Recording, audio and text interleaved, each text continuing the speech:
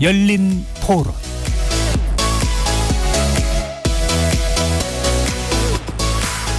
여러분 안녕하십니까?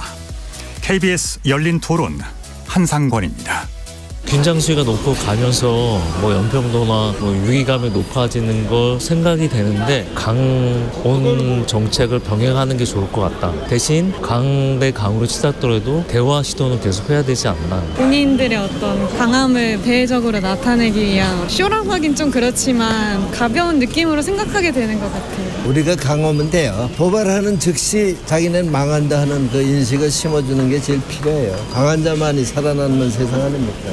우리한테 바라는 게 있으면 그렇게 해서 또 우리가 계속 죽어 사다 보니까 그게 일상이 돼서 그냥 또 찔러면 뭐가 나오겠지 이런 생각을 가지고 하는 것 같아요. 결국은 진보와 보수와의 갈등을 하나의 노리는 면도 있지 않을까 싶기도 하고요. 늘 그래왔고 또 우리나라에서 잘 대처하니까 그렇게 전 걱정스럽진 않은데요. 강경하게 해야 될 것 같고 그러면서도 대화는 항상 해야 된다. 싸워서는 될 일은 아니다 하는 거는 기본적으로 가지고 있지 않습니까? 거리에서 만난 시민들의 목소리였습니다. 새해 들어서 남북한 간의 긴장 수위가 한층 더 높아지고 있습니다.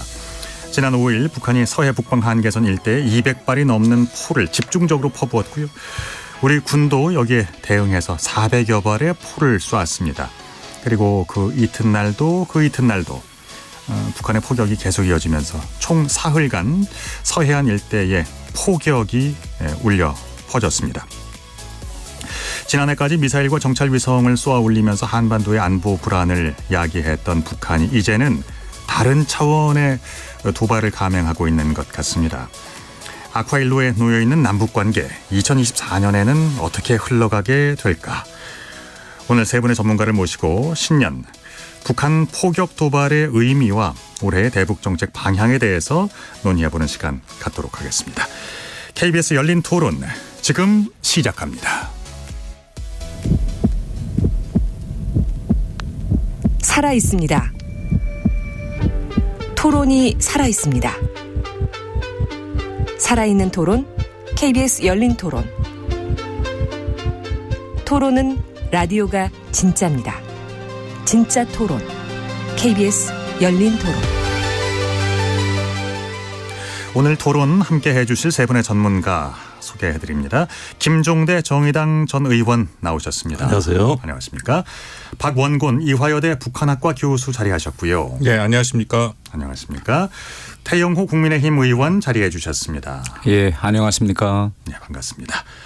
KBS 열린 토론 문자로 참여하실 수 있습니다. 샵 9730으로 의견 남겨주실 수 있습니다. 단문은 50원, 장문은 100원의 정보 이용료가 있습니다. KBS 1라디오의 모든 프로그램 유튜브에서도 함께 하실 수 있습니다. 북한이 연초부터 3일 연속으로 서해안 NLL 일대에서 포격 도발을 해왔습니다. 특히 신년부터 그것도 적대 행위를 좀 금지하자 이렇게 약속했던 완충지대를 향해서 보란듯이 포를 쏴댔는데 신년 연하장처럼 찾아온 북한의 메시지 과연 무엇이라고들 생각하시는지요? 먼저 태 의원님부터 들어볼까요? 예. 지난 한 해를 보면 지난해에는 북한이 전략적 도발을 많이 했습니다. 네. 군사정찰 위성이라든가 그다음에 ICBM 발사와 같은. 그런데 새해에 들어서면서 국지적인 이런 도발을 하거든요. 그러면 올해와 지난해를 비교해 보면 차이 나는 그런 정치적 일정이 우리는 총선이 있고 네. 미국은 대선이 있습니다. 이런 두 가지 정치 일정을 북한이 놓칠 이유가 없고요. 지난 시기에 보면 이 북한이 전략적인 도발을 할 때 대단히 이제 우리나라에서 이런 거에 대해서 들끓었는데 네. 지난 2, 3년을 보면 북한이 지어 정찰 위성을 올리고 ICBM을 쐈다 해서 국내에서 이제는 거기에 만성화되고 하다 나니까 별로 국민들에 대한 주목도도 없고 그래서 지금 대선인과 또 우리 총선에 나가면서 북한은 이 남남 갈등을 어떻게 하면 더 벌리겠느냐 유발하겠냐 이런 차원에서 우리 국민들의 말하자면 쉽게 국민들의 시각적으로 다가갈 수 있는 이것을 결국은 서해 오도에서의 국부적인 도발이 아닐까 이렇게 이제 선택한 것 같고 최근에 뭐 김정은이가 그런 거 말했다는 거 아닙니까? 예. 남한을 이제 뒤흔들 그런 안을 준비해서 보고하라. 그런데 실질적으로 뭐 우리를 뒤흔들 큰 안이 뭐 있을까? 뭐 해볼 건 다 해봤는데 뭐 뒤흔든다는 표현에는 적중하겠는지는 모르겠지만 그래서 다시 지역 주민들한테 쉽게 다가갈 수 있는 이런 서해 오도에서의 도발을 시작하지 않았는가 저는 이렇게 판단하고 있습니다. 네, 총선을 앞둔 대한민국의 어떤 국론 분열을 노린 측면이 분명히 있다는 말씀이시군요. 박원곤 교수님 어떻습니까? 예, 저도 뭐 그 두 가지 정도로 생각을 하는데요. 일단 북한이 그 주도권을 항상 자신들이 잡으려고 하는 것이 분명히 있다. 근데 그간의 과정을 보면 9.19 군사합의 뭐 연계가 있습니다만 어쨌든 한국 정부 윤석열 정부가 그 일부 효력 정지를 얘기를 했더니 그다음에 사실상 김정은이 지난 8기 9차 전원회의에서 파기를 선포했고 그 전반적으로 작년 재작년부터 보이는 모습들이 한미일이 협력이 강화되고 한반도에서의 주도권에서 자신들이 좀 밀린다라는 분명한 위기의식이 좀 있다라고 생각을 합니다. 그렇다면 그것을 다시 찾기 위해서 하는 그런 시도로 볼 수 있는 거고요. 두 번째는 저도 태영호 의원님 말씀에 동의를 하는 게 시기가 4월 달 총선이고 특히 9.19 군사합의 같은 경우에는 한국 내에서 이 합의 파기로 인해서 과연 이게 평화냐 대결이냐 이제 그런 부분의 논란을 일으킬 수 있는 항목이기도 합니다. 그래서 그런 부분을 노려서 남남 갈등 그런 측면도 그 북한의 셈법에는 있다라고 생각합니다. 그렇군요. 자, 김종대 의원님. 예, 두 분이 이제 좋은 말씀 해주셨는데 이 남한의 정치 일정으로 감안한다면 그럼 총선이 끝나고 잠잠하겠냐. 저는 8월까지 더 긴장이 고조될 가능성이 높다고 봅니다. 올해부터 이제 본격적인 그 핵 운용 연습이 올해 8월에 예정돼 있고 미국 대선이 11월에 예정돼 있기 때문에 어느 하나만을 본 것 같지는 않다. 계속 이어지는 하나의 어떤 긴 서사와 맥락을 형성한다고 봐야 되겠고요. 그리고 북한이 왜 이러냐고 한 방향만 분석하면 이게 전체가 안 보이는 게 그 박원곤 박사님 말씀하신 대로 작년에 만리경 1호 정찰 위성 발사에서 9.19 무력화까지 이게 다 이어진 수순이고 신년 벽두부터 남북이 다 포사격 훈련을 했습니다. 그렇다면은 이것은 이제 상호작용 과정에서 점점 수위가 높아지는 하나의 에스컬레이션 양상으로 봐야 되겠다. 그런데 한 가지 이번에 서해는 좀 특별합니다. 이번에 북한이 쏜 장소를 보니까 2010년 11월 23일 날 연평도 폭격 사건 때 그 쏜 개머리 진지에서 또 사격을 했더라고요. 그리고 해안포를 주종으로 하지만은 그 후방에는 장사정포가 배치되어 있습니다. 그리고 우리 측이 쏜 화기도 보면은 그 전차포도 있지만 K9 자주포를 쐈거든요. 그러니까 이 양상은 연평도 폭격 사태 당시에 장소와 화기가 거의 동일합니다. 그러네요. 그러니까 특히 그 연평도 일대 덜게는 백령도까지가 이 남북 간의 정치적 급소라고 할 수가 있고 전쟁의 발화점이라고 볼 수 있기 때문에 지금 만약에 어떤 그 이후의 사태 여하에 따라서는 예전의 연평도 폭격전 이상의 어떤 고강도 충돌에 이런 어떤 그 가능성, 위험성을 이제 남과 북이 공히 지금 체감하고 있지 않은가 하는데 저는 깊은 우려를 갖습니다. 올해 안으로 그러면 그 지난 13년 전의 사건이 재발될 가능성도 충분히 있다고 보시는 겁니까? 그런데 그렇게 재발되는 것이 아니라 당시만 하더라도 이제 어떤 포와 이 동량의 무기끼리 그 교전하고 빨리 종결이 됐지만 최근의 양상을 보면 합동 전력이 대거 동원되는 양상으로 해서 막상 충돌이 벌어지면 더 위험합니다. 이제 뭐 드론이라든가 해안포라든가 장사정포라든가 이런 여러 가지 무기를 합동으로 이렇게 그 동원하는 이런 어떤 그 전투 준비 태세는 남북이 다 돼 있어요. 그리고 지금 그 사이에도 연평도 폭격전 이후에도 우리가 서북해역 그 요새화 사업을 진행했습니다. 그러니까 무기의 양과 화력의 성능이 높아져 있기 때문에 그걸 북측도 알고 있거든요. 그러면 계산을 하죠. 과거와 같은 양상으로 하지는 않고 더 어떻게 보면 손쉽고 충격은 강하게 이렇게 줄 수 있는 방법도 강구하지 않을까 이런 점에서 대비가 필요합니다. 저는 2010년 연평 폭격의 그런 교훈이 그 이후에 한미가 거기에 대해서는 철저한 대응을 했기 때문에 오히려 북한에 대한 억제력이 더 높아졌다라고 생각을 합니다. 우리 김정리 의원님 너무 잘 아시겠지만 그때 북한이 사실상 우리는 자주포로 대응을 했는데 그들은 방사포, 우리로 말하면 다연장포를 쐈죠. 거기에 대해서 원점을 정확히 파악을 못했고 한미가 그 한국이 그리고 그러기 때문에 거기에 동종 동량 무기인데 사실상 동종 동량 무기가 아닌 상태에서 저쪽에 훨씬 북한이 압도적인 전력으로 우리를 타격을 했기 때문에 2016년 이후에 한국과 미국이 같이 국지도발 공동 대비 계획이라는 걸 만들어서 지금 14년 지난 현재까지도 원점 타격 능력과 실시간 대응 능력을 훨씬 강화시켜 놨습니다. 그렇기 때문에 북한이 그런 내용을 알기 때문에 이전같이 연평도 포격 같은 형태의 그런 식의 국지 도발의 가능성은 오히려 저는 좀 낮아졌다.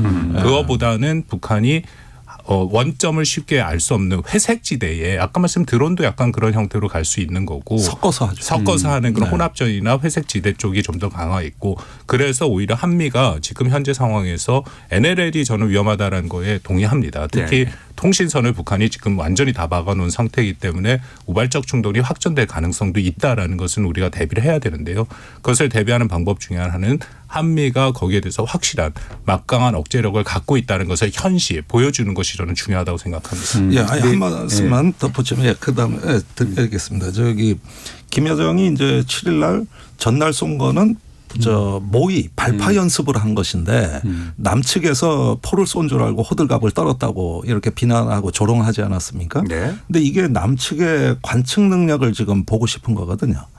시험했다는 말씀이시죠. 그렇죠. 그러니까 이게 지금 여러 가지 정보 장비가 배치돼 있는데 그중에 보면은 신호 장비, 영상 장비가 다 있습니다. 이게 최고로 밀집된 자산들이 있는데 이게 포를 쐈으면 탄착 지점이 있는 것이고 또 쐈으면 원점이 있는 것이고 하는데 어디까지 남측이 탐지하는 거를 테스트 해보고 싶은 거죠. 그러니까 저는 김여정 말이 일부 진실도 있고 일부는 또 거짓일 거라고 봅니다. 상당히 이제 혼란을 주기 위해서인데 이게 포가 탄착이 되면은 지금 그 연평도 백령도의 장비를 보면은 그 할로라고 그 마이크 장비가 있습니다.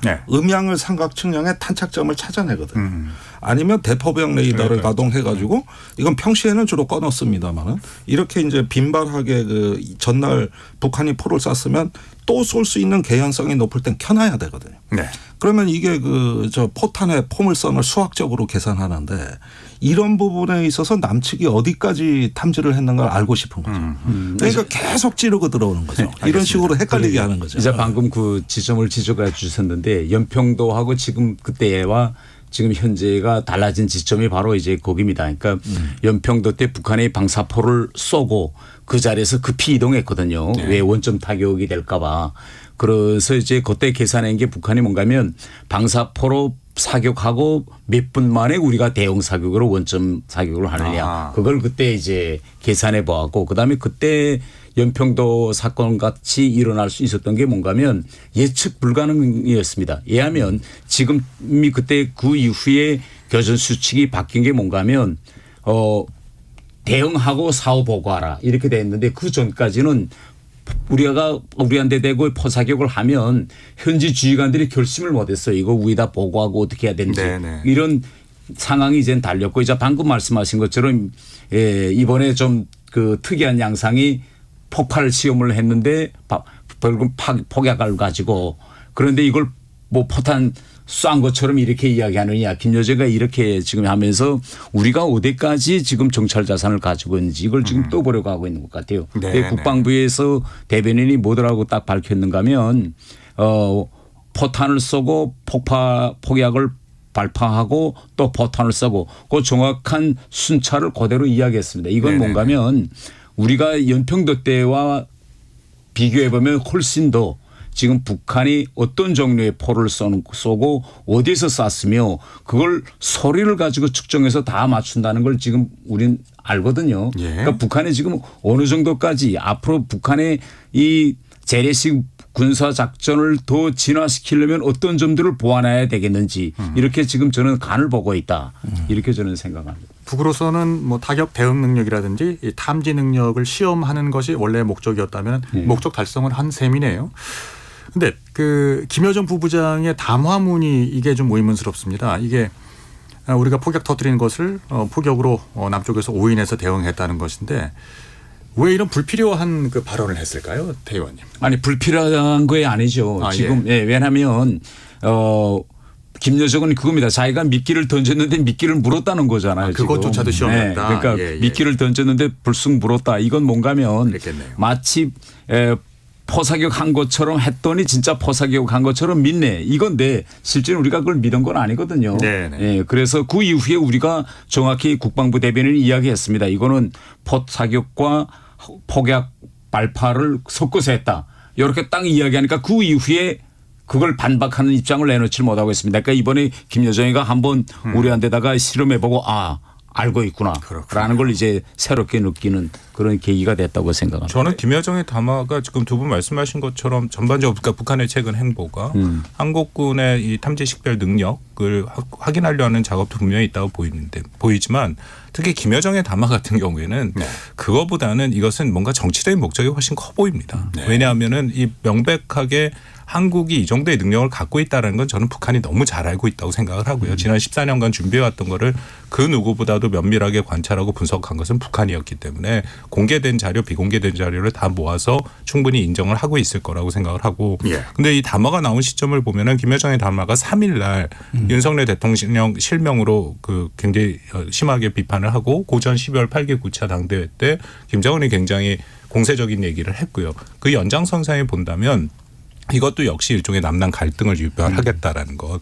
특히 일부 한국에서 벌써 그런 내용들이 나오긴 했습니다. 이것은 과연 우리 군이 제대로 판단한 것이냐 의심이 된다. 그러니까 일종의 음모론을 퍼뜨리겠다라는 생각을 갖고 있다라고 보이거든요. 그래서 4월 달 총선이 없다면은 그것에 대해서 과연 그럴까 하는데 이게 총선이라는 게 있고 또 9.19 군사합의라는 것이 아까 말씀드린 것처럼 한국 내에서 일정 수준 논란이 될 수도 있는 거기 때문에 알겠습니다. 저는 그 틈을 타고 들고 있다라고 생각합니다. 네, 자꾸 총선을 강조하시면은 그 총선 때 판을 뒤흔든다면 누가 보더라도 야당이 손해보고 여당이 이익을 보는 구조인데 그렇게 되면은 일단 야당은 일단 이걸 감수해야 될 입장이거든요. 일단은 이제 그 주제는 잠시 후에 자세히 좀 다뤄보도록 하겠고요.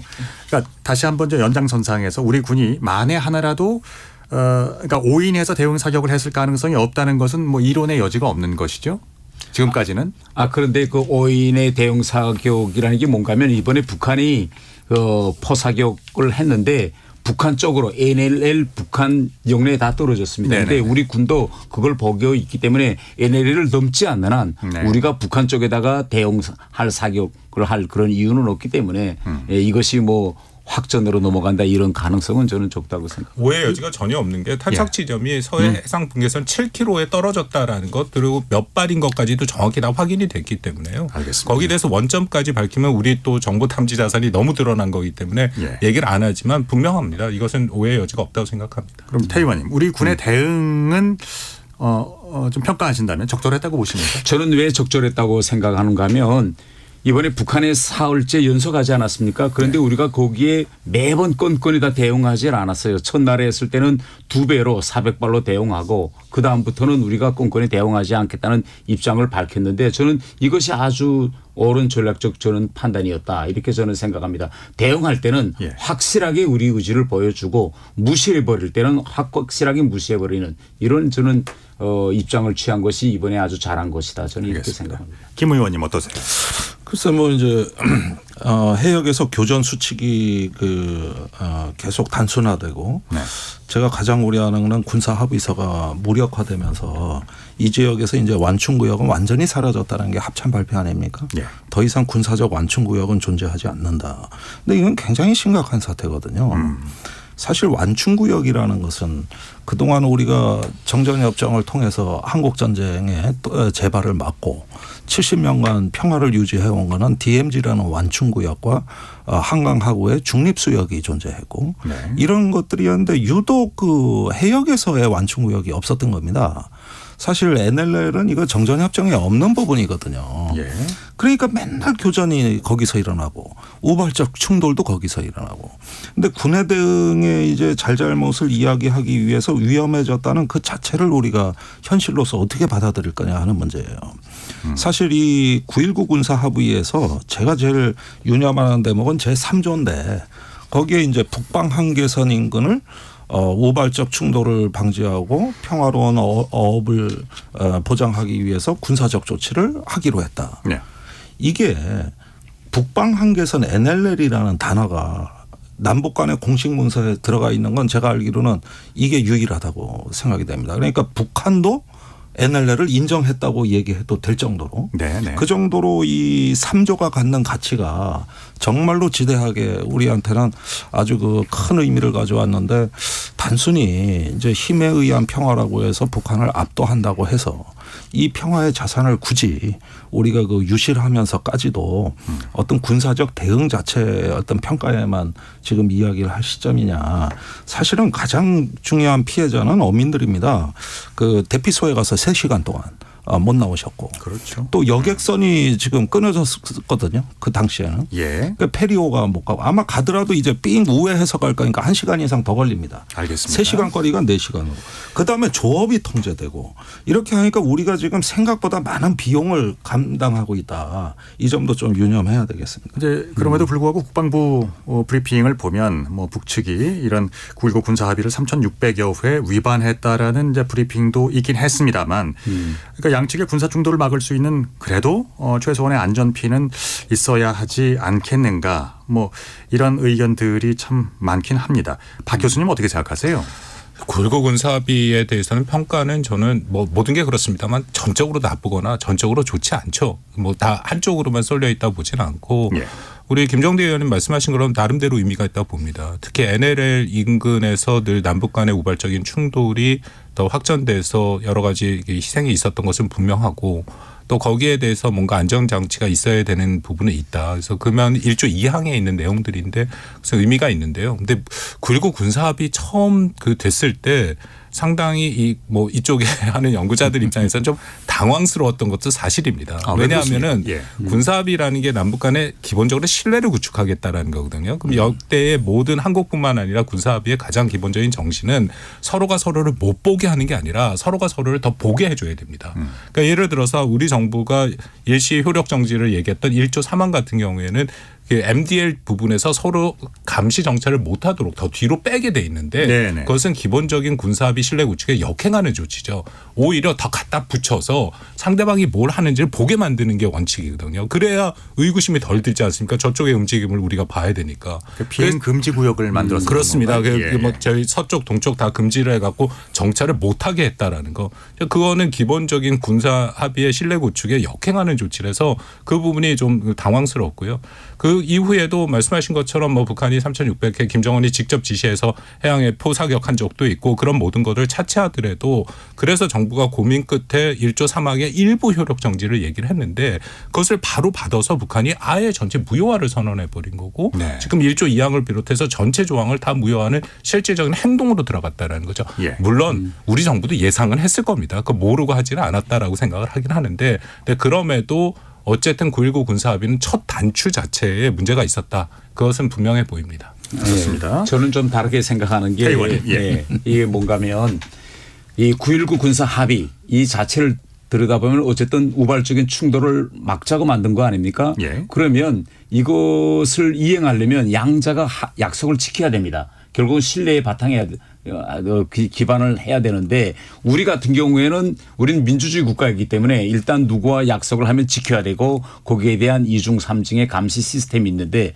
북한은 독재 국가이기 때문에 과연 북한이 9.19 군사 합의를 지키느냐 마느냐 여기에 대한 검증이 잘 되지 않고 있거든요. 그런데 신뢰에 기초해서 이걸 맺었는데 북한은 지난 3년 동안 3,600회 정도 위반한 겁니다. 그리고 9.19 군사 합의에 대해서 좀 잘못 알고 있는 것이 9.19 군사 합의를 남북 간에 맺은 별도 합의처럼 다들 생각하고 있어요. 그런데 이건 9.19 군사 합의는 별도 군사 합의가 아닙니다. 이거는 부속 합의서입니다. 그러면 부속 합의서라는 건 뭔가 하면 9.19 군사 합의를 이행을 통해서 그 무엇인가 도달해야 될 목표의 하나의 징검다리거든요. 네. 그러면 9.19 군사합의가 어느 합의의 부속합의서냐 4.27 판문점 선언과 9월 평양선언의 부속합의서인데 그 4.27 선언과 평양선언의 핵심은 뭐냐 북한이 비핵화 약속을 지키겠다는 겁니다. 그러니까 비핵화 약속을 지키는 전제하에서 재래식 분야에서 충돌 접경 지역에서 이걸 줄여나가자라는 큰 그림이 한 조각이거든요. 네. 그런데 그 전제 조건인 판문점 선언과 9월 평양 선언을 북한이 깨버렸거든요. 먼저. 네네. 그렇기 때문에 쉽게 이야기하면 이겁니다. CEO들 사이에 결국은 서로 그 계약을 체결했는데 그게 깨져나갔어요. 그런데 전제가 깨졌다. 깨졌죠. 그런데 예, 지금 예. 그 밑에 계열사 사장들은 지금 야 이건 어떻게 해야 되냐. 우리 통합 계속 해야 되는 거냐 말아야 되냐. 예. 이걸 붙들고 지금 논의하는 이런 알겠습니다. 지금 상황입니다. 김종대 의원님 말씀 듣고 예. 다음 주제에 이 넘어가겠습니다. 부분은 예. 우리가 국제법적인 또 국제적인 어떤 규약이나 약속의 규범을 조금 북한이라는 상대에 대해 특수하게 적용하는 것 같아 제가 안타깝다. 예. 만일에 위반 횟수로 따지자면 정전협정은 200만의 쌍방이 위반했는데 예. 그러면은 위반한 것만 갖고 따지면 정전협정은 그러면 왜 비판하지 않느냐 이거예요. 그러니까 이렇게 북한이 위반을 했다 그러면은 이 합의서에 비춰면은 범법자 아닙니까? 예. 그러면 범법자가 자꾸 법을 어기면 법을 없애줍니까? 그것을 수정하든지 강화하든지 아까 박원곤 박사님 말씀하신 대로 문제가 있으면 그런 부분을 어떻게 수정하거나 보완해 가지고 이 규범이 갖고 있는 그 자체로서의 가치를 이걸 강화할 수 있는 방법을 모색했어야 되는데 지금 3,600회 위반했다고 합니다만 사실은 그중에 상당수는 위협이 아닙니다. 네. 이제 단순한 위반도 많단 말이죠. 그러면 위협인가 아닌가를 판단해서 이것을 북한으로 하여금 더 어떤 규범적인 구속이나 어떤 강제력 또는 어떤 그 압박감을 가질 수 있도록 조금 더 창조적으로 이거를 자꾸 운영할 생각을 해야 되는데 일부만 우리한테 불리하다 그래서 일부만 무력화를 해버리면 국가 간의 규범에서 제가 알기로는 이미 다 정상간에 사인이 된 건데 일부 무력화는 사실은 상상하기가 어렵습니다.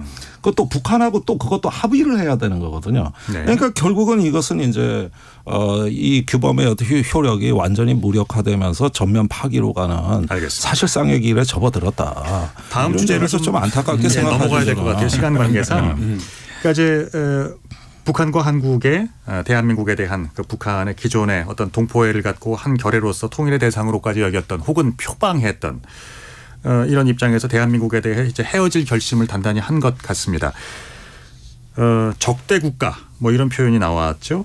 한반도의 두 국가를 이제 북한이 선언한 셈인데 이제 그렇다고 해서 선대로부터 내려온 어떤 이제 유훈, 뭐 통일 정책 이런 것들도 포기했다고 볼 수 있는 것인지. 태 의원님 어떻게 생각하십니까? 이 적대 국가라고 이제 결국은 특수관계를 부인하고 이제는 국가 대 국가로 가자 이거 아닙니까? 네. 예. 그런데 이러한 북한의 움직임은 이미 지난해부터 시작됐습니다. 그러면 무엇이 동기가 돼서 북한이 이제 지난해부터 대한민국이라는 표현과 남조선이라는 표현을 혼용하기 시작했는가 하면 북한에서 핵 무기를 선제적으로 사용할 수 있는 핵무력법을 만들어내면서부터 대한민국이라는 표현을 쓰기 시작했습니다. 네네. 그러면 핵무력법에 어떤 내용이 있는가 하면 핵무기 사용 원칙이라는 게 제5조에 있는데 예. 그 5조에는 비핵 국가들을 향해서 핵무기를 선제적으로 사용할 수 있다. 국가들이라는 표현이 나옵니다. 예. 그러면 남북 간의 지금 관계를 보면 잠정적으로 형성된 특수관계지 국가 간의 관계가 아니거든요. 그러면 우리 남한을 향해서 핵무기를 쓰자고 하면서도 특수관계니까 쓸 수 없는 이런 상황이고 북한의 행정구조를 보면 아직까지도 남한과의 남북 교류나 협력을 다루는 건 통전부에서 하고 있고 국가 간의 관계는 외무성이 하고 있는데 지난해 불쑥 북한이 우리 기업인의 방북 의사조차 거절하면서 이제부터는 국가 관계로 가기 때문에 이건 통전부가 다룰 일이 아니다. 외무성이 다룰 일이다. 지요. 우리 개별적인 민간인의 방문조차도 이제는 국가 간의 관계로 정립하자. 이렇게 지금 나오고 있거든요. 그래서 모든 걸 보면 지금 얼마 전에 북한 외무성 최선희 외무상이 통전부에 가서 다 모아놓고 통폐합 정리하기 위한 회의까지 했다는 거 아닙니까? 북한은 당국가입니다.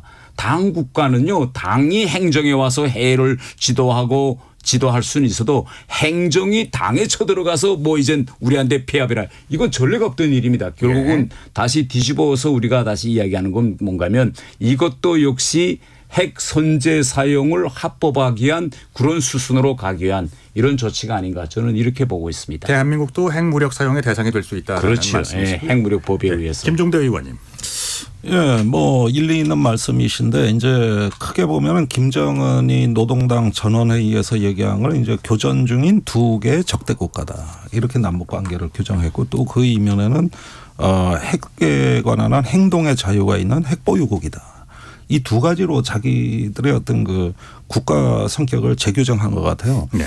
이제 한반도에서 민족주의가 국가주의로 이렇게 전환이 됐다는 얘기인데 사실은 이것은 여차하면 이제 동족이라든가 통일의 동반자로서의 한국의 입장을 고려하지 않고 타격할 수 있다는 의미가 되겠습니다. 그러니까 한반도의 전 영토, 우리 대한민국의 전 영토에 대해서 일단은 어떤 공격할 수 있는 결기까지도 내비쳤다는 점에서는 이건 상당히 심각한 문제입니다. 그래서 일단은 국가 대 국가 관계라면은 어떤 국가로서의 조약, 협정 또는 어떤 국가 간의 어떤 외교 관계 수립이라든가 이런 걸 통해 가지고 또 그 나름대로 저는 평화 질서를 만드는 방법도 있다고는 봐요. 네네. 또 진보 일각에서도 그걸 주장하시는 분들이 실제로 있습니다. 네. 그래서 이런 부분들이 어떤 그런 외교적이고 어떤 관계 설정의 어떤 그 미래를 내다봤다기보다는 핵을 앞세워서 남한에 대해 가지고 동족으로서의 어떤 그 존중이나 동정심 없이 어떤 국가의 어떤 그 공세적인 어떤 이런 어떤 핵을 사용할 수도 있다는 이런 어떤 의미로 보이기 때문에 이것은 사실은 제가 보기에는 70년 분단의 역사에 있어 가지고 가장 지금 중요한 분수령을 맡고 있다. 그런 점에서는 저는 굉장히 이거 안타깝게 생각하고 진보에서 통일운동 하시는 분들이 많아요. 그분들 요즘 농담이 북한이 반통일 세력이 된 것이냐. 네. 이제 북한이 반통일 세력이냐. 일단 이제 이런 그 얘기까지 통일의 나오니까. 대상으로는 여기지 않게 됐다라는 뭐 이제 확답이 아니 되는 뭐 겁니까? 언술적으로는 그렇게 됐죠. 아니 김정은 예. 자체가 언제 가도 통일은 안 된다. 그리고 그 언제 가도 통일은 안 된다. 이렇게 이번 당회에서 이야기했거든요. 자, 그럼 이제 최종적인 목표에 대한 얘기를 해보겠습니다. 뭐 이제 북한이 어떤 뭐 핵을 포기하고 체제 보장을 받고 경제적인 이득을 얻고 뭐 이런 이제 조건보다는 이제 동등하게 핵 보유국의 지위를 인정받고 군축 협상 테이블에 미국 앞에 이렇게 동등하게 서겠다라는 의미인지, 그러니까 그들의 어떤 예측 어려운 지금까지의 도발과 발언과 이런 정책들이 향하는 최종 목적지는 뭐라고 생각하십니까? 박 교수님부터 말씀하시죠. 그 전체적으로 저는 이게 새롭지는 않습니다. 왜냐하면 북한의 원래 목표는 그들의 표현에 의하면 영토 완정이죠. 특히 이것을 굉장히 노골화해서 노동강 규약에 냈고 8기 9차 전원회의에서 김정은이 직접 다시 얘기를 한 것처럼 핵 무력, 그들이 표현한 핵 무력을 활용을 해서 남한 한반도 전체를 통일하겠다라는 그 목표를 갖고 있다라는 것이고요. 네. 그리고 동족을 내세워 민족을 내세워서 얘기를 하지만 이거는 사실 한국도 마찬가지고 북한도 마찬가지고 각각의 내세우고 있는 통일 방안과 실제와는 굉장히 차이가 있었다라는 것입니다. 그런 상황에서 북한은 보다 노골적으로 자신들의 입장을 얘기한 거고, 그건 김종대 의원님이나 뭐 태영호 의원님 말씀하신 것처럼 핵 사용의 정당성에 하는 나름대로의 논리 구조를 만들기 위한 것이다라는 것에 저도 동의를 하는데요. 네. 근데 제가 이게 새롭지 않다라고 말씀을 드린 게 북한의 전체적인 대외 정책도 대남 정책, 통일 정책을 다 보더라도 기본적으로 반제 자주라는 교리적인 교조적인 그 내용은 있습니다만 때때로 자신들의 필요에 의하면 얼마든지 그것을 실리적으로 접근하는 모습들이 있다. 네. 그러니까 지금 현재 상황에서는 남북 관계의 경세, 또 방금 질문하신 것처럼 북한이 원하는 최종 목표를 향해서 긴장을 조성하지만 언제든지 자신들의 필요가 있다면 다시금 한국과의 또 대화에도 나서고 또 그 입장을 바꿀 가능성도 저는 충분히 있다고 생각합니다. 네. 네. 태용 의원. 예. 예, 김정은 체제가 들어와서 지금 그 트럼프 대통령 시기에 거의나 합의 직전까지 갔던 게 바로 동결대 제재 해제가 아닙니까? 네. 그런데 이게 동결대 제재 해제라고 이제 얼핏 듣기에는 이거 대단히 좋은 거다 이렇게 생각하는데 동결대 제재 해제라고 해서 그 어떤 합의가 이루어지고 액션으로 넘어갔다 할 때 우리가 관가하지 말아야 될 것이 핵무기는 그대로 있는 겁니다. 핵무기는 그대로 있는데 거기에 대해서 그 자리에서 상태에서 스톱했다고 해서 반대급부로 제재를 해제해 주는데 이것이 바로 북한이 바라는 핵 군축 협상이고 핵 보유국 지위를 인정하는 네. 길로 가려는 건데 네. 이것이 결국은 하노이에서 막힌 겁니다. 그다음에 바이든이 들어와서 혹시 바이든 정부하고 이걸 해보려고 해보니 바이든 정부는 여기에 대해서는 입장이 확고하거든요. 바이든 정부는 뭐 오바마 정부의 시즌 2라고도 볼 수 있는데 이제는 뭐 미국에서 대선 시즌이 들어서기 때문에 바이든 정부하고도 이건 안 된다는 건 명백합니다. 그러면 김정은으로서는 어차피 트럼프의 재선을 넘겨다 보지 않을 수 없는데 얼마 전에 이거 미국 폴리티커 저 잡지사에서 글을 실었는데 바로 지금 트럼프가 이걸 지금 또 생각하고 있다 이겁니다. 동결대 제재 핵보유국 인정 이게 결국은 현실이 아니냐. 그렇습니까? 이렇게 됐기 때문에 김정은으로서도 다시 자기가 바라던 그 핵보유국 지위 획득이라는 이런 이제 네. 플랜을 짜기 위한 그런 수순을 밟고 있지 않느냐 저는 이렇게 이제 생각됩니다. 네, 김 의원님.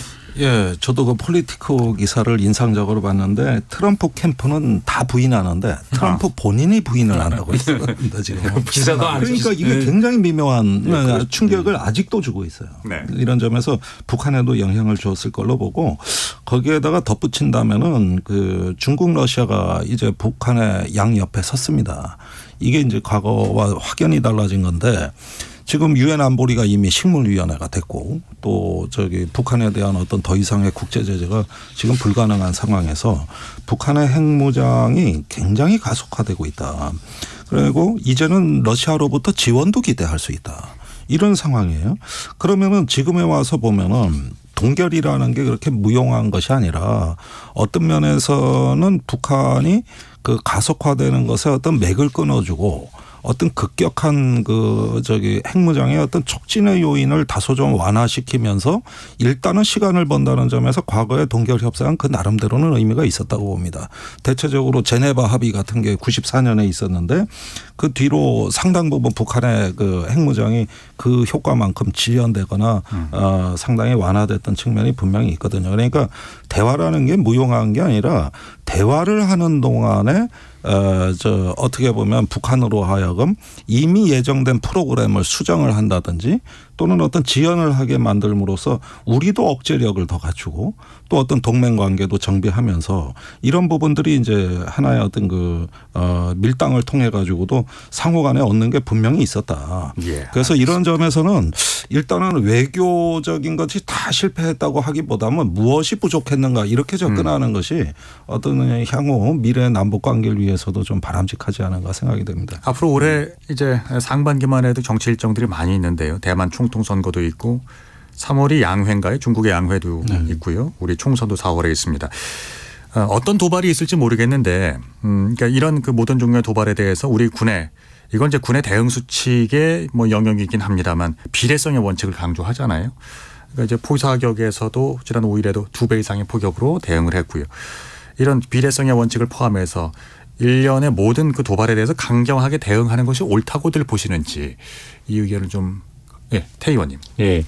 그 우선 첫째로 다음 북한의 도발이 어디서 어떤 형태로 일어나겠냐 이건 대단히 예측하기 지금 힘들다. 저는 뭐 방금 이제 뭐 연평도 뭐 서해에서 도발이 있지 않을까 이렇게 생각했는데 저는 항상 북한을 보면 이 우리가 전혀 생각지 못했던 그런 이제 방향으로 나올 거다 이렇게 생각하고 방금 이제 비례성 원칙을 이제 말씀하셨는데 저는 윤석열 정부가 들어와서 대북 정책에서 가장 잘한 것이 비례성 대응 원칙을 지키고 또 보여준 겁니다. 왜냐하면 북한이 미사일을 이제 울릉도 앞바다에다가 쐈거든요. 그러면 여기에 대해서 우리가 바로 비례 대응의 원칙에서 우리도 북한 수역에 대고 쐈고 그러니까 더는 그런 일이 없었습니다. 그다음에 북한이 무인기를 이제 정말 우리 상상을 초월하게 서울 수도 상공까지 거의 용산 대통령실 근처까지 왔다가 가지 않았습니까? 이런 상황이 됐을 때 우리도 똑같이 우리 무인기로 이제 북한 휴전선지 일대를 돌고 나왔거든요. 유효했다고 보십니까? 그렇죠. 그래서 저는 이렇게 한 것만큼 대응해 주면 북한도 그런 도발을 할 때 딱 느낄 겁니다. 이 정도 하면 이 정도로 되돌아오겠구나. 이렇게 저는 예측 가능성을 보여주는 것이 결국은 평화 유지에서 가장 효과적인 방법입니다. 네. 김종대 의원님. 그러니까 역설은 바로 이런 것이죠. 비례성의 원칙을 확인하기 위해서 북이 더 많이 도발한다는 얘기예요. 그러니까 이 정부 들어와 가지고 무언가 우리도 단호하게 대응하면서 북에 보여줬다 그랬는데 그러니까 이런저런 테스트할 게 점점 많아지고 그러다 보니까 각종 도발이 굉장히 많아졌습니다. 테스트가 계속될 거라고 보시는 그렇죠. 거예요? 그렇게 보면은 이것이 이제 그 항상 억제라는 건 정교하게 계산이 되는 것이 아니라 심리적인 게임이고 또 이 우리가 갖고 있는 억제력을 또 과신하게 되면은 우리도 큰 실패를 경험할 수 있습니다. 네. 그런 면에서 이 지금의 어떤 비례성에다가 이제 유엔사 정전규칙에서 규정하는 거는 충분성의 원칙이거든요. 그러니까 동종 동량의 무기 체계로 대응하되 메시지가 전달이 됐느냐. 여기까지 따져서 좀 정확하게 대응을 하라는 것이죠. 그리고 이게 확전 방지 장치입니다. 자꾸 뭐 비례성의 원칙 하니까 강경하게 대응하는 거라고 오인을 하는데 오히려 확전을 자제하기 위해서 제한하는 그 조치가 유엔사 정전식 교정규칙입니다. 그러면은 지금 뭐 그 끝까지 강력하게 즉각 응징을 한다 하면서 일단 어떤 그 전쟁의 위험을 우리가 불사하면서까지도 어떤 북에 대해 가지고 반드시 어떤 굴복을 얻어낸다고 하는 것보다는 이 교정규칙에서 정한 비례와 충분의 원칙을 충분히 숙달하고 그걸 통해서 확전을 방지할 수 있는 이런 지혜로운 대응으로 군이 숙달이 돼야 되는 것이죠. 네. 그래서 이건 분명히 단호한 대응을 강조하는 게 아니라 확전의 장치다.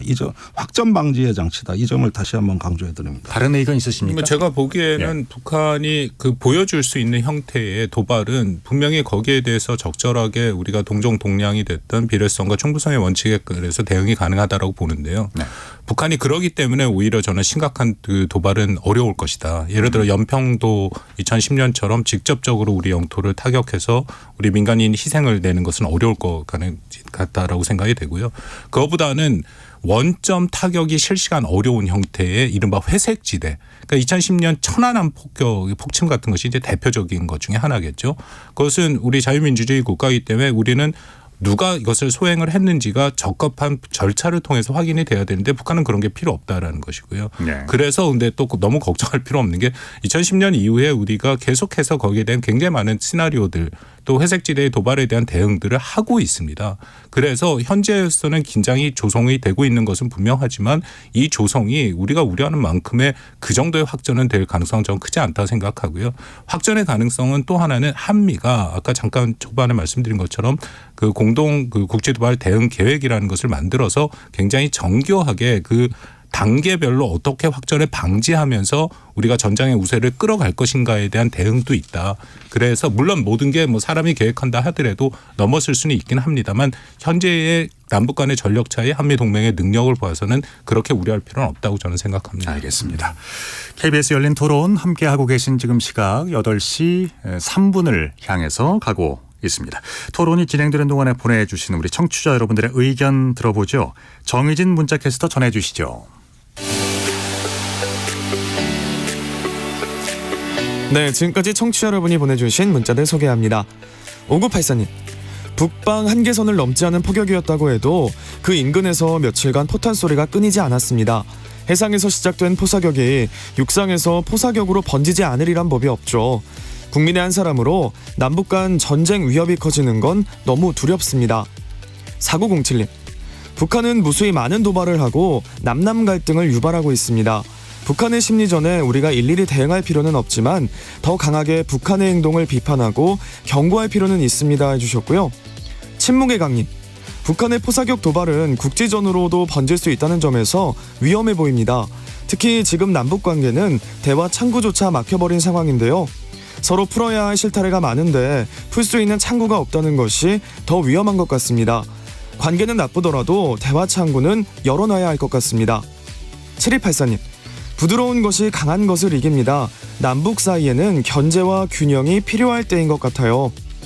제주당근님, 남북관계가 악화되면 연평도를 떠나 한반도 전체가 위험해지는 것 아닌가요? 빠르게 변하는 국제 정세 속에서 남북 간 긴장 완화를 위한 국가적인 노력이 필요합니다. 갈 길이 멀더라도 하나하나 차근차근 화합을 위한 발걸음을 멈추지 말아야 합니다 라고 보내주셨네요. 네, KBS 열린 토론, 이 시간은 영상으로도 생중계하고 있습니다.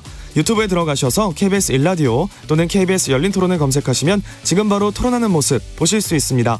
방송을 듣고 계신 여러분이 시민 논객입니다. 계속해서 청취자 여러분들의 날카로운 시선과 의견 보내주세요. 지금까지 문자캐스터 정의진이었습니다.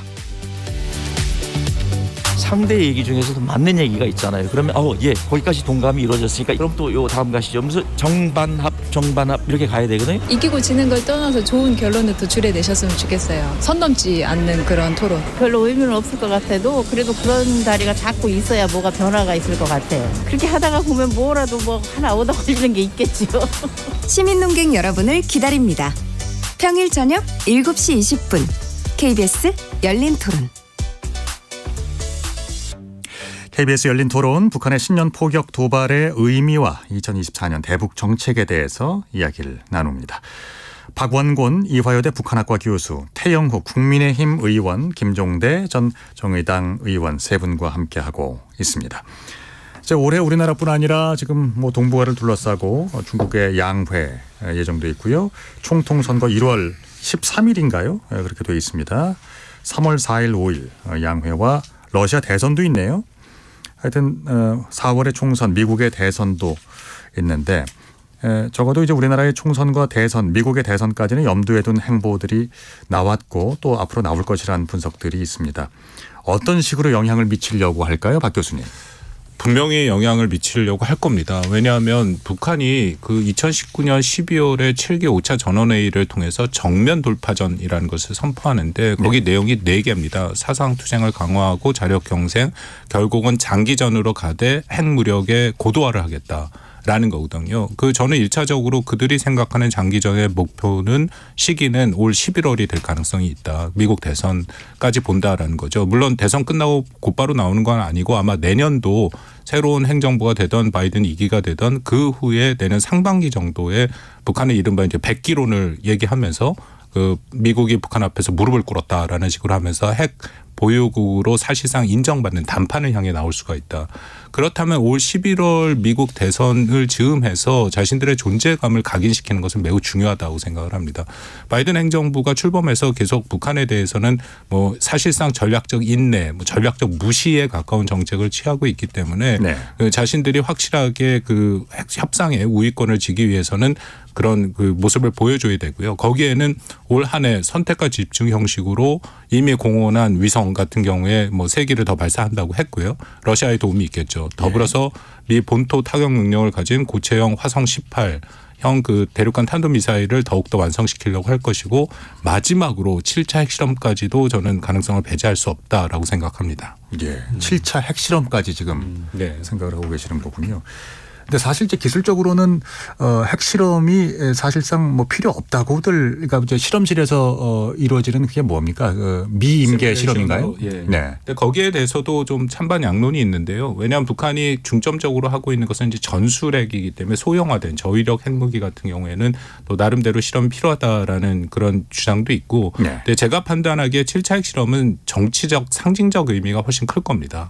왜냐하면 늘 북한이 자신들의 국면을 바꿔서 대화로 나올 때 보면은 스스로 명분을 만드는 경우가 대부분이거든요. 대표적인 게 2017년 11월 달에도 화성 15를 쓰고 그들이 핵무력 완성이라고 얘기했는데 사실상 완성이 안 된 상태에서 한반도 평화 프로세스를 시작한 것처럼 이번에도 북한이 만약에 미국과의 담판을 짓는다면 올해 내로 7차 핵실험을 통해서 자신들의 능력을 확실히 보여주고 그리고 내년도에 국면을 전환한 그런 상징적인 의미를 부여하는 7차 핵실험이 될 가능성도 있다라고 생각을 합니다. 다만 여기에는 여전히 변수가 있죠. 중국을 과연 어떻게 할 것이냐. 이제 러시아와의 협력의 문제도 있고 해서 변수는 많습니다만 그냥 보통의 북한의 행태를 본다면 가능성을 배제할 수 없다라고 생각을 합니다. 김 의원님. 이제 옛날에는 육자회담이 있어가지고 우리 주변국이 다 중국을 포위했습니다. 북한을 포위했습니다. 북한이 완전히 고립돼 있었는데 지금은 일각에서는 저는 동의는 안 합니다만은 신냉전인 질서라고도 하거든요. 이건 북한식 표현대로라면 국제 정세가 격변을 한 겁니다. 그러니까 지금 미국하고의 관계 개선이라든가 관계 정상화라든가 핵보유국 담판 같은 경우도 하노이 때처럼 절박하거나 아니면 급하게 연연하지는 않을 것이다. 우선 중국과 러시아라는 뒷문이 열려 있습니다. 그리고 상당한 수준의 이번에 러시아하고 밀착의 정도를 보여주고 이러는 과정에서 이제 반미 자주 반제 자주의 연대에 상당히 어떤 그 중점을 두는 듯한 이런 행보를 걷고 있거든요. 그렇다면은 어쩌면은 앞으로 그 미국하고의 과거와 같은 식의 비핵화를 의제로 한 미국과의 관계 정상화 협상 이런 부분에 과연 북한이 예전과 같이 그렇게 관심을 갖겠느냐. 네. 저는 이건 조금 회의적으로 보고요. 그런 부분보다는 오히려 미중 관계 격화가 되면서 대만 해협이라든가 남중국해라든가 이런 데서의 어떤 그 미중 간의 어떤 긴장 지점, 지정학적인 갈등 이런 질서에 좀 편승하고자 하는 그런 쪽의 어떤 노림수를 더 많이 갖지 않을까. 이렇게 본다면 미국하고 대화는 하겠지만 아무래도 지정학적 갈등의 틈새 전략 그 틈새에 들어가서 이 갈등에 편승하는 전략 이런 쪽으로 어떻게 보면은 좀 생각이 많이 바뀐 것도 같고 네네. 그렇게 보면 지금 어떻게 보면 북한에게는 기회의 창문이 열리고 있는 거예요. 우크라이나 전쟁이라든가 이스라엘 팔레스타인 그렇죠. 전쟁이라든가 또 대만 해협의 긴장이 고조된다든가 이런 갈등이 바로 북한에게 있어서는 기회의 창문으로 보여지는 것이죠. 그 북한이 예전에 이제 한국의 선거 결과에 영향을 미치려는 시도를 했던 적이 있지요. 어떤 사례를 들을 수 있을까요, 태 의원님? 이제 지난 시기 보면 이제 국지적인 도발 이런 거 해가지고 결국은 그 유권자들이 강경 그런 보수 쪽에 이제 표를 몰아주는 것 같은 이런 성향이 있었는데 최근에 와서는 이게 대단히 풀기 어려운 지금 숙제입니다. 왜냐하면 북한이 그럼 이런 국지 도발을 강화한다고 해서 국민 정서가 그러면 이 안보를 중시하는 보수 쪽에 표를 몰아줄까? 오히려 북한이 지금 잘못 계산하면 평화냐 전쟁이냐 이런 프레임으로 만들어가면 오히려 북한이 바라던 그런 이제 결과가 나오지 않을 수도 있는 이런 새로운 상황이 지금 저는 북한이 좀 고려해야 될 생각이다. 그리고 지금 미국 대선 문제입니다. 네. 그 지금 북한의 지난 시기와 달랐던 모습이 뭔가면 하노이에서 회담이 깨져서 김정은이가 그때 뒤통수 맞았거든요. 그러면 기존의 북한 잣대로 보면 김정은과 트럼프는 완전히 모든 관계를 다 단절해야 됩니다. 그런데 그렇게 뒤통수 맞으면서부터 스에도 불구하고 트럼프한테 라블레터를 또 계속 보내요. 네. 또 트럼프도 라블레터 왔다고 김정은한테서 왔다고 편지를 보여주고 이건 뭔가면 비록 하노이 딜은 결렬됐지만 김정은으로서는 트럼프를 만나보니 기존의 다른 미국 대통령한테 없는 그렇게 새롭게 해보려는 그 의지를 보고 그 약점을 파고들면 결국은 핵보육 인정이라는 이런 걸 얻을 수 있지 않을까 이렇게 생각하고 있고 네. 지금 또 트럼프 쪽에서 계속 나오는 말은 뭔가면 이런 겁니다. 트럼프가 다시 대통령이 된다면 북한이라는 이 이슈를 좀 털어버리고 중국 관계에 집중해 보겠다 이런 말을 하고 있거든요. 그러면 북한 이슈를 털어버린다는 방법은 결국은 많은 경우 김정은이가 바라던 여러 지점들을 좀 받아들일 수도 있다 이런 메시지가 아니겠습니까? 네. 그래서 지금 김정은으로서는 그러면 어떻게 미국 대선에 영향을 미칠 것이냐. 결국은 바이든의 대북 정책이 실패했다는 걸 미국 유권자들한테 보여줘야 되는데 그 방법은 더 큰 전략적 도발입니다. 왜냐하면 ICBM 지금 얼마 전에 고체 연료 엔진 시험을 했는데 그걸 통해서 결국은 미국까지는 날아갈 수 있다는 발사 사정거리를 보여줬어요. 그런데 전문가들이 표현하면 과연 재진입 기술이 성공했느냐 이거는 보여주지 못했다. 알겠습니다. 그래서 요 지점을 노리고 이제 올해에는 김정은이가 재진입까지도 보여주려는 그런 이제 진화된 큰 도발을 하지 않을까 저는 이렇게 태 의원님의 생각합니다. 말씀대로요. 그러니까 북한이 이미 트럼프의 당선을 상정한 그런 전략을 짜고 있다는 평도 다수 설이긴 합니다. 그러면 이제 트럼프 전 대통령이 만약에 이제 당선된다면 그 상태에서 북미 관계 어떻게 될 거라고 보세요, 김종대 의원님? 상당히 예측 불가 상황이 올 것 같아요. 아까 박원공 교수님 그 회색지대 얘기했는데 이게 진짜 회색지대 같아요. 제가 보기에. 그런데 트럼프의 어떤 충동적인 성격을 보면은 한반도 안보에 미치는 충격은 전 상당하고 지금부터 그걸 대비해야 될 때다 이미. 그 트럼프의 고립주의 성향으로 더 이상 이런 어떤 한반도 안보에 있어서 미국의 납세자들의 그 어떤 그 많은 세금에 뭐로 비용을 치러야 된다는데 굉장히 거부감을 갖고 있습니다. 그러면은 지금까지 윤석열 정부가 한미 동맹의 확장 억제라든가 한미일 동맹 얘기했던 그 기본 조건이 흔들릴 수 있는 사안이에요. 경제적으로도 그 IPEF 뭐 저기 그 인도 태평양 이코노믹 프레임 같은 네네네. 이것도 우리 성과라 그러지만 그거 트럼프 완전히 부정하고 있습니다. 경제 안보 논리도 거기서 무너지는 거거든요. 그러니까 이런 점에서 북한이 어쩌면은 그 올해 연말에 그 미국 대선에 대해서 갖고 있는 기대감은 상당할 것이다. 저도 뭐 그런 얘기를 듣고 있습니다. 그런데 결국 그 트럼프가 우크라이나 전쟁에서도 자유주의 연대를 깨고 그다음에 이제 우크라이나 전쟁에서 지원을 포기하고 그다음에 한반도에서도 김정은이 내 친구라고 이렇게 주장을 하고 이렇게 나오는 사태 이게 보면은 지금 요 몇 년간 있었던 어떤 가치 외교라고 얘기했던 자유주의 연대에 있어서는 심각한 도전이거든요. 저는 이게 미국에서부터 이 어떤 그 충격이 왔을 때 지금 이 정부가 계속해왔던 이념과 가치 중심의 외교가 수정될 수 있겠느냐. 여기에 상당한 불일치가 있을 수 있다고 저는 봅니다. 그러니까 우리가 이제 과거에 비슷한 경험들을 이제 소환해 오게 되는데 북미 간의 직접 소통이 만약에 드러난다거나 하면 한국이 이 한반도의 운명을 좌우하고 결정하는 그 과정에서 배제되지 않을까 하는 그 불안도 생기는데요. 박 교수님. 트럼프가 당선이 되면 불확실성이 커지는 것은 사실입니다. 특히 동맹을 비용 편익적으로 보는 것은 우리가 트럼프 4년 동안 충분히 경험을 했던 것이고요. 근데 다만 과연 북한 문제로 한정해서 말씀을 드리면 북한이 생각하는 만큼의 구도로 될 것이냐에 대해서는 저는 상당히 좀 유보적인 입장인데요. 일단 트럼프가 이전같이 김정은과의 직접 대화에 나설 가능성은 저는 매우 높지 않다라고 생각을 합니다. 왜냐하면 한번 해봤는데 이게 잘 안 되고 북한 문제라는 것은 쉽게 자신의 업적으로 삼기가 굉장히 어렵다라는 것이죠. 그리고 다른 문제들이 있는 거 방금 김종대 의원님 말씀하신 우크라이나 전쟁이 있고 또 하나는 중동 문제가 있고 만약에 트럼프 2기가 출범한다면 트럼프의 개인적인 성향을 봐서 이 사람의 다음 목표는 노벨상일 가능성이 매우 높고요. 단기간 내에 노벨상을 딸 수 있는 것은 우크라이나나 중동에서 양쪽 다 엄청난 영향을 갖고 있습니다. 이스라엘에 대해서는 뭐 트럼프의 영향이 막강하니까 그런 것을 통해서 하고 오히려 한반도 문제는 조금 현상 유지 유보 형식으로 갈 가능성이 있지 않을까. 근데 아까 말씀드린 핵 군축에 대해서는요. 사실은 그간의 뭐 북미 간의 협상, 미국 간의 협상 혹은 육자회담 협상에 나온 합의들이 기본적으로 엄격한 학술적 의미로 따지면 다 군축 협상입니다. 군축이라는 것은 최종 목표의 그 무기를 없애는 거기 때문에 군축 협상은 맞고요. 근데 다만 동결이냐 아니냐도 저는 중요하다고 생각하는데 동결로 시작할 수밖에 없죠. 근데 중요한 것은 최종적인 목표를 분명히 갖고 가느냐. 이것이 뭐 한반도에 비핵화냐 그런 것이 아니라 북한 비핵화란 목표가 있느냐가 중요한 거고 거기에 따라 로드맵이 구성이 된 상태에서 동결로 시작하고 상응 조치는 필요하다. 근데 이런 부분은 만약에 미국의 트럼프 행정부가 이런 원칙을 훼손한다면은 이것은 한반도의 문제뿐만 아니라 전체적으로 68년 이후에 나타났던 NPT 체제의 전체적인 훼손이 되기 때문에 굉장히 극단적인 상황으로 갈 수밖에 없고 그래서 저는 트럼프 행정부도 쉽게 결정은 못할 것이다라고 생각합니다. 알겠습니다. 그러면 이제 태 의원님.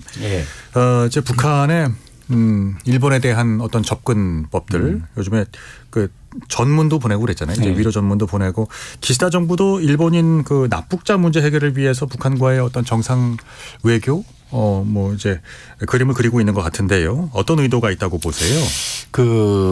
이 지난해 이제 기시다 정부와 북한 사이 관계에서 아주 특이한 일이 있었습니다. 어떤 일인가 하면 김정은이 미국이나 남한과는 상종하지조차 않겠다 이렇게 강경한 입장을 보이다가 아니 기시다가 조건부 없이 만나자 하니까 이틀 만에 즉시 반응을 보입니다. 만나지 못할 이유가 없다. 이렇게 일본에 대해서는 라브콜을 이제 보냈는데요. 그러면 이번에는 또 북한의 최고 지도자로서는 처음으로 그것도 우리한테는 포를 쾅쾅 쏘면서 강경 입장을 보이는 그날 바로 기시다한테는 카카라는 존칭까지 쓰면서 유화적인 제스처를 보냈는데 그런 지금 북한이 노리는 건 뭐냐면 캠프 데이비드의 한미일 3국 협력 프로세스 이걸 깨자는 겁니다. 그런데 바이든을 움직일 수도 없고 또 윤석열 대통령도 움직일 수 없어요. 그런데 이 삼각관계에서 지금 던지면 이 안을 받아먹을 수 있는 덥석 받아먹을 수 있는 게 바로 기시다 총리입니다. 왜냐하면 기시다 총리도 지금 국내 상황이 대단히 좋지 않거든요. 네. 그러면 정치적으로 이걸 돌파할 방도를 찾고 있는데 최근에는 보면 이 납치 문제를 자꾸 기시다가 이야기합니다. 일본의 특수성을 인정해야 된다. 또 납치 피해 고령자들이 이제는 다 떠나가고 시간적 여유가 없다. 시간적 여유가 없다는 말을 자꾸 북한에 보내는 겁니다. 그러니까 이런 지점들을 지금 김정은이가 들여다보고 기시다가 지금 대단히 압박감에 시달리고 있구나. 그래서 이 한미일 삼각구도에서 쉽게 떼어낼 수 있는 것이 바로 일본이다. 이렇게 저는 지금 보고 있다. 이렇게 저는 생각합니다. 그러니까 삼국 동맹에 있어서 어떤 이제 약한 고리라고 생각을 하신다. 예, 박 교수님 어떻습니까? 이게 사실 좀 조심스러운 게 삼국 동맹은 아니고요. 한미일은 동맹으로 협력이라고 해야죠. 삼국의 안보 협력이고 저도 기본적으로 태영 의원님 말씀에 동의를 합니다. 근데 다만 과연 뭐 북한이 그렇게 한다 해도 앞으로 북일 관계가 어떤 의미 있는 진전을 볼 수 있을 것이냐에 대해서는 상당히 의구심이 들 수밖에 없는 것이요. 기시다의 일본이 생각하는 것, 김정은의 북한이 생각하는 게 너무 다르다라는 거죠. 일단 일본의 가장 우선순위는 납치자 문제입니다. 그렇기 때문에 기시다 총리가 계속해서 김정은을 만나겠다라는 얘기까지 한 것이고, 근데 거기에 대해서 북한은 명확한 입장이지 않습니까? 다 해결됐는데 무슨 소리냐. 지난번에도 일본이 얘기하니까 만나지 못할 이유가 없다 하는데 이 만남 자체가 서로 어젠다가 안 맞는데 만나기가 힘들다라는 것이고요. 그리고 일본도 사실상 저는 국내 정치적인 목적이 강하다고 생각합니다. 그거를 얘기 안 할 수가 없는, 특히 방금 말씀하신 것처럼 기시다의 지지율이 낮은 상태에서 그 문제는 얘기를 할 수밖에 없는 상황이다라는 거죠. 그럼에도 일본 입장에서도 기존의 한미일 협력이 공고하게 되는데 여기서 자신들이 이탈해서 북한과의 만남을 통해서 그 협력이 뭔가 단일 대우가 훼손되는 것은 피할 가능성이 매우 높다고 생각합니다. 자, 그럼 이제 김종대 의원께 여쭙겠습니다. 새해 첫날부터 이제 중국과 북한 이제 축전을 교환하면서 친선을 과시했습니다. 올해가 또 북중 수교 75주년이 되는 해네요. 그래서 정상 간의 만남이 이루어진다는 전망도 있고, 그러면 시 주석이 우리나라보다 북한에 먼저 갈까요? 지금 뭐 우리가 한중일 정상회의를 작년에 하기로도 다 얘기해놓고 안 왔지 않습니까? 못하고 있죠. 예, 그 안 올 것 같아요. 지금 분위기에서 좋아지는 게 별로 없습니다, 사실. 올해 안으로. 예, 전혀 열릴 기미가 없어요. 그러니까 이런 점이죠. 일본은 그 아까 납치자 문제 때문에 지금 북한하고 성과를 내기는 어렵다고 하지만 마쿠 접촉은 했거든요. 그리고 고위급 회담도 마쿠에서 했어요. 그러니까 이게 다른 겁니다. 우리가 지금 중국, 북한이 저렇게 뭐 또 우호 친선 얘기하고 할 때 이 북한을 나름대로 관리할 수 있는 우호적 통리가 중국입니다. 그런데 지금 굉장히 윤석열 정부 한 2년 가까이 되도록 이상하게 우리가 하나의 외교의 자산으로 봤던 중국이 북한을 관리하는 데 있어 자산이 못 되고 있다. 그리고 러시아하고는 거의 단절이다 이거. 사실 거의 지금 북한하고 완전히 붙어 적성국가 같이 돼버리고 있거든요. 그러니까 이 대륙으로 연결되는 교량이 끊어진 건 우리로서도 10년에 와서는 한번 진지하게 재검토를 해봐야 됩니다. 지금 계속 이렇게 가고 트럼프가 등장하고 이러는 와중에 자칫하면은 우리만 마쿠 접촉이 없는 결과 나중에 어떤 외교에서의 어떤 선점을 뺏기는 이런 어떤 상황까지도 지금은 좀 예상을 하고, 지금은 일단은 우리도 하나의 어떤 북한을 관리하기 위해서 기존의 외교 자산을 조금 활용을 극대화한다는 방향으로 해서 중국 러시아 관계에 있어 가지고 조금 신기일전하고 방향을 전환해야 되지 않을까 이렇게 생각이 들고요. 중국은 이미 북한은 이미 중국과 러시아 사이에서 삼각관계 틀을 형성한 것 같습니다. 그래서 러시아와 중국을 견제시킴으로써 자기의 반사이익을 계속 높여가는 그 냉전 시대에 익숙했던 전략으로 완전히 회귀한 것 같고, 이렇게 보면 자칫하면 우리가 북한에게 어떻게 보면 국제 정세의 흐름을 조금 내줄 수도 있는 위험성이 커 보이거든요. 그래서 저는 이 정부의 외교가 올해 들어와서는 정말 백지에서 다시 한번 재검토를 했으면 어떨까 하는 생각이 듭니다. 자, 그럼 이제 마무리한다는 의미에서 지금 한반도의 상황을 객관적으로 보면 뭐 우발적인 계기로 인한 무력 충돌의 가능성마저 지금 엿보이고 있는 것도 사실인 것 같습니다. 그 다좋은데 남북 간의 소통 채널이 끊어져 있는 상태에서 이런 도발이 이어진다면 이건 양국의 그리고 또 동아시아 평화에 좋을 것이 없을 텐데요. 이런 끊어진 소통 채널의 복원을 위한 방법, 제언을 한마디씩 좀 해 주시겠습니까? 태영호 의원부터 먼저. 그 최근에 이제 그 새해 들어와서 북한의 서해오도에서의 도발과 관련해서 지금 뭐 많은 분들이 불안해하고 계시는 건 사실입니다. 그러나 우리가 지난 70여 년의 분단 역사를 보면요, 이거보다 더하게 북한이 도발했던 때도 많았습니다. 뭐 도끼 사건이라든지 연평도 포격, 뭐 푸에블로 수많은 사건들이 있었음에도 불구하고 전쟁은 일어나지 않았습니다. 왜 일어나지 않았느냐? 한미 동맹이라는 그런 억제 장치가 가동됐고 이 억제 장치를 북한이 넘지는 못했기 때문에 결국은 평화가 유지됐거든요. 네. 그래서 현 시점에서 이 북한이 서해오도로에서 포사격 뭐 3번 했다고 해서 너무 여기에 불안감을 가지고 이러다가 뭐 전쟁이 일어나는 거 아니냐 이렇게 불안해하실 필요는 없다. 저는 이렇게 생각하고, 남북 간의 대화라는 거는 우리가 바란다고 해서 열리는 것도 아니고 또 북한이 바란다고 해서 열리는 것도 아닙니다. 여러 가지 이제 변수들이 하나로 이제 엮이면서 대화가 진행되고 있는데, 저는 현 시점에서 제일 중요한 거는 남북 간의 대화도 중요하죠. 그럼에도 불구하고 북한이 억측하지 않도록 한미 동맹의 이 굳건한 전쟁 억제 기능을 더 촘촘히 다져서 북한이 오판하지 않도록 하는 것이 저는 가장 시급한 일이다. 저는 이렇게 생각합니다. 알겠습니다. 박 교수님. 현재가 억제 국면인 것은 맞습니다. 아까 말씀드린 2019년 12월 북한이 정면 돌파전을 선포한 이래 한국과 미국, 그 당시에는 다 문재인 정부였기도 하고 어떤 형태의 대화든 북한은 다 거부를 하는 것은 분명하고요. 자신들의 이른바 발전권과 생존권을 선 보장하지 않는 한 어떤 의미 있는 대화도 하지 않겠다라는 원칙을 지금까지 끌고 오고 있다. 네. 그러면서 2022년 가장 많은 수의 그 미사일을 발사하는 도발을 했고 지금까지도 그걸 끌고 오기 때문에 억제 국면인 것은 맞습니다. 그러면 태용 의원님 말씀대로 한미가 또 아주 확실한 그런 억제의 능력을 보여주는 것은 필요하다고 생각하는데요. 동시에 대화도 필요합니다. 이게 대화와 억제가 따로따로 국면에서 작동하면 안 된다고 생각을 하거든요. 예. 그래서 비록 북한이 그렇게 공격적인 입장을 보이긴 합니다만 한미가 지금보다는 조금 더 적극적으로 북한에 대한 대화에 대한 그런 어떤 제안들을 할 필요는 있다라고 저는 분명히 생각합니다. 알겠습니다. 자, 김 의원님. 네. 저는 이 안보나 이념 문제가 지나치게 국내 정치화되어 있다는 점을 우려하지 않을 수가 없어요. 네. 그동안에 뭐 공산 전체주의다, 뭐 또 가짜 평화다, 뭐 해가지고 그냥 한 1년 반 동안 극심한 대결을 겪었습니다. 이런 나라는 제가 보기에 북한하고 대화할 준비를 할 수가 없어요. 그리고 어떤 중견국가 외교도 할 수가 없는 상황입니다. 그러니까 제 생각에는 소모적인 이념 논쟁을 중지하겠다는 작년에 대통령 말씀대로 그걸 실행에 옮기셔라. 그리고 이제는 북한에 대해서도 국익과 실용, 생존의 문제를 논해보자는 것이죠. 네. 동맹은 우리가 2발로 건넌다면 1발입니다. 이건 고정된 발이고 상수예요. 그러나 나머지 1발은 자유로워야 되거든요. 농구 시합처럼. 이건 이제 그 피봇이라 그러지 않습니까?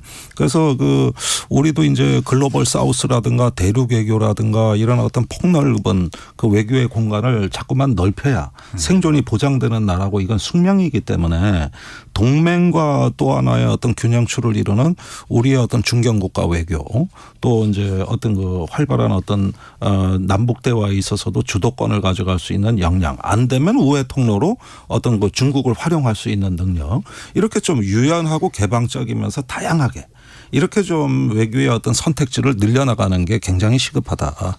그래서 동맹을 부정하는 게 아니라 그에 맞게 걸맞는 우리의 국가의 또 다른 균형추, 이걸 잊어서는 안 된다는 거죠. 알겠습니다. 자, 오늘 KBS 열린 토론 1부에서는 신년 벽두부터 시작된 북한의 포격 도발, 그 행간의 의미, 그리고 그가 던지고 있는 메시지는 무엇인지, 우리의 대응은 또 무엇인지를 얘기 나눠봤고요. 그리고 2024년 올해 한반도와 그리고 동아시아의 분위기는 어떻게 돌아갈 것인가, 남북의 소통 채널을 강화할 수 있는 해법은 과연 무엇인가에 대해서 얘기를 나눠봤습니다. 오늘 함께해 주신 태영호 국민의힘 의원, 김종대 정의당 전 의원, 박원곤 이화여대 북한학과 교수 세 분께 감사드립니다. 지금까지 KBS 열린 토론 한상관이었습니다. 고맙습니다.